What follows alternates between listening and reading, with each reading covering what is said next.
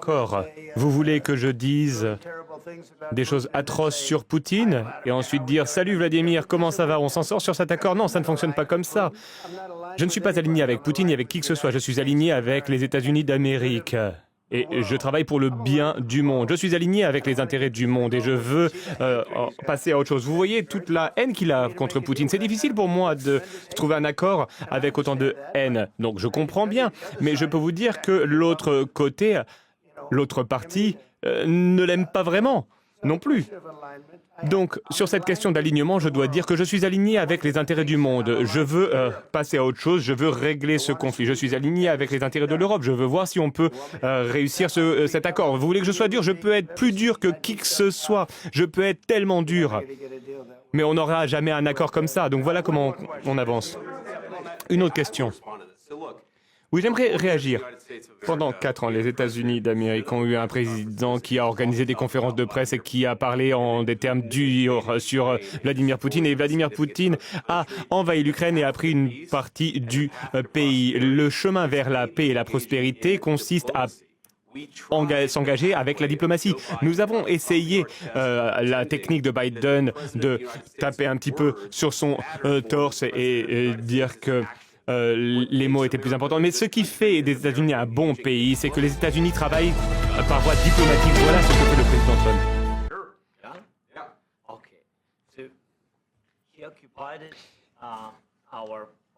Il occupe de grands territoires sur l'Ukraine, dans l'est de l'Ukraine et la Crimée.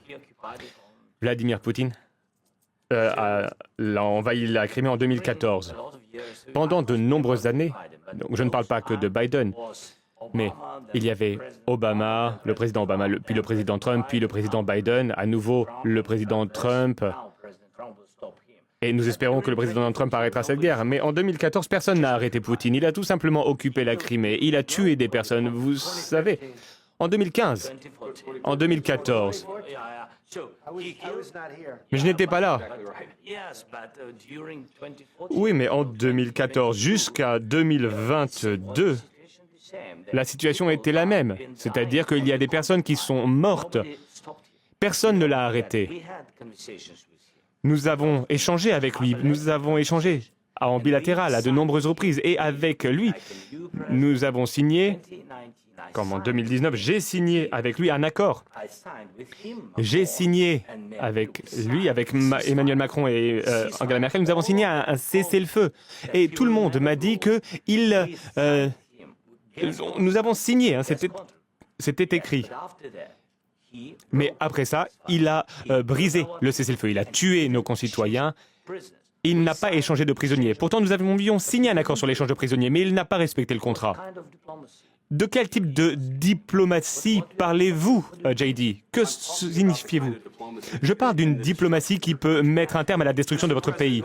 Monsieur le Président, avec tout le respect que je vous dois, je pense que ce n'est pas respectueux de venir à la Maison-Blanche et de dire ça aux médias. Vous forcez des personnes à aller sur la ligne de front. Vous devriez remercier le président Trump de mettre un terme à ce conflit. Mais vous devriez voir le conflit. J'ai vu les histoires et je sais ce que vous faites. Vous faites une tournée de propagande. Vous avez des difficultés à recruter des personnes pour l'armée, non?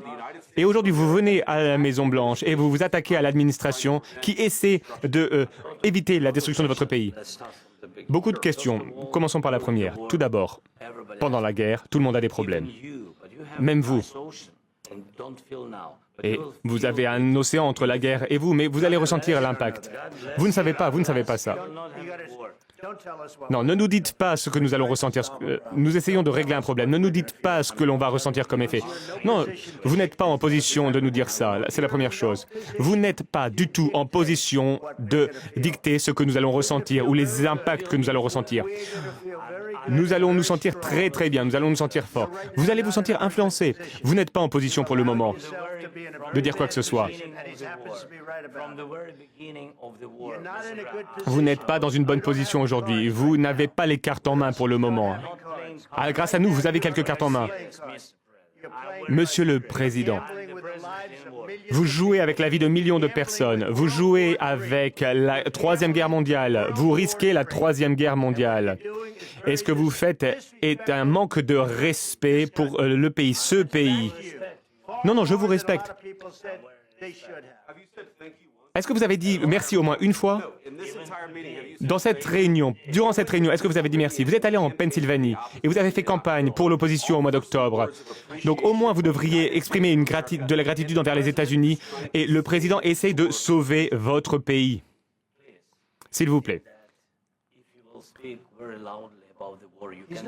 Si vous parlez fort de la guerre, il ne parle pas fort. Il ne parle pas fort. Votre pays est en très grande difficulté. Est-ce que je peux parler? Non, non, non, non, vous ne parlez pas. Votre pays est en difficulté. Oui, je le sais. Vous ne gagnez pas. Vous ne gagnez pas. Vous avez une chance de vous en sortir grâce à nous. Monsieur le Président, nous sommes forts dans notre pays. Depuis le début de la guerre, nous avons été seuls et nous sommes reconnaissants. Vous n'avez pas été seul. Vous n'avez pas été seul. Nous vous avons donné 350 milliards de dollars. Nous vous avons donné de l'équipement militaire.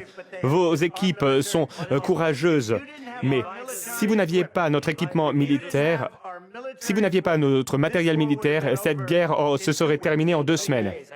En quelques jours, oui, je l'ai entendu de la part de Poutine, en 3 jours. Peut-être moins, en 2 semaines. Eh bien oui, ça va être vraiment très difficile de faire des affaires comme ça.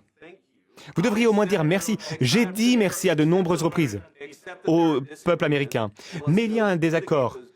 Et il va falloir régler ces désaccords, ces différends, avant de parler et de dire des mensonges aux médias américains. Mais je pense qu'il est bon pour les Américains de voir ce qui se passe. Je pense que c'est très important. C'est pourquoi cet entretien dure aussi longtemps. Vous devez être reconnaissant. Vous n'avez pas les cartes en main. Vos concitoyens meurent, vous manquez de soldats, vous avez de moins en moins de soldats. Ce serait... Et ensuite vous nous dites, « Oh, je ne veux pas de cessez-le-feu, je ne veux pas de cessez-le-feu. Je veux continuer, je veux faire ci, je veux faire ça. » Si vous pouviez avoir un cessez-le-feu aujourd'hui, eh bien il faudrait le prendre afin qu'il y ait plus de morts. Oui, évidemment que nous voulons un terme à la guerre. Mais vous dites que vous ne voulez pas de cessez-le-feu. Moi, je veux un cessez-le-feu. Parce que vous aurez un cessez-le-feu plus vite qu'un accord. Mais demandez l'avis de notre population sur un cessez-le-feu. C'est Biden qui n'est pas très intelligent. C'était avec Obama, mais c'était votre président. C'était avec Obama qui vous a donné les... moi, je vous ai donné les Javelin pour vous attaquer à ces tanks. Obama vous a donné pratiquement rien. Moi, j'ai donné des missiles. Et vous devez être plus reconnaissant. Parce que je peux vous dire que vous n'avez pas les cartes en main. Avec nous, vous avez des cartes. Mais sans nous, vous n'avez aucune carte en main. L'accord va être difficile à signer. Parce que les attitudes ont changé. Et si la Russie rompt le cessez-le-feu? Qu'allez-vous faire s'il y a une violation de la part de la Russie du cessez-le-feu? Qu'entendez-vous? Elle demande qu'est-ce qui va se passer si la Russie rompt le cessez-le-feu. Oui, ben, et si une bombe vous tombe sur la tête maintenant? Et s'il viole le cessez-le-feu? Et ils l'ont violé avec Biden parce qu'il ne le respectait pas. Il me respecte, il respectait Obama. Je vais vous dire une chose, c'est que Poutine a traversé beaucoup de choses avec moi. Il y a eu une fausse chasse aux sorcières où il y avait toute cette histoire sur la Russie, l'influence russe sur mon élection. Il y a eu toutes ces arnaques avec Biden, avec Hillary, avec Adam Schiff. Il a traversé ça avec moi. Il a traversé tout cela. Et nous n'avons pas fini en guerre. Il a traversé tout ça. Il a été accusé de beaucoup de choses, mais il n'avait rien à voir avec tout cela. Nous avons vu l'affaire de Hunter Biden. C'était vraiment terrible tout ce qui s'est passé. Ensuite, on a parlé de l'ordinateur portable de Hunter Biden qui était rempli d'informations par la Russie, etc. Et Vladimir Poutine a été accusé de toutes ces choses alors qu'il n'avait rien fait. Tout ce que je peux dire, c'est ça. Il a peut-être violé des accords avec Obama, avec Bush, avec Biden. Il l'a fait, peut-être pas, je ne sais pas ce qui s'est passé, mais en tout cas, il n'a pas rompu les accords qu'il a signés avec moi. Il veut un accord. Je ne sais pas si c'est possible d'avoir un accord, mais le problème aujourd'hui, c'est que je vous ai autonomisé pour que vous soyez dur. Et je ne pense pas que vous soyez dur sans les États-Unis. Et vos concitoyens sont très courageux. Mais vous devez on doit signer un accord ou alors c'est fini. Et si c'est fini, vous allez voir les conséquences. Je ne pense pas que ce sera de bonnes conséquences pour vous, mais vous devrez continuer à vous battre seul. Mais vous n'avez pas les cartes en main. Mais une fois que nous aurons signé cet accord, vous serez dans une bien meilleure position. Mais vous n'êtes pas du tout reconnaissant. Et ça, ce n'est pas sympathique. Je vais être tout à fait honnête, ce n'est pas sympathique. Très bien, je crois qu'on en a assez vu. Qu'en pensez-vous? Ça va être de la bonne télévision, ça je peux vous le dire. Nous allons voir ce qu'on peut faire. Merci.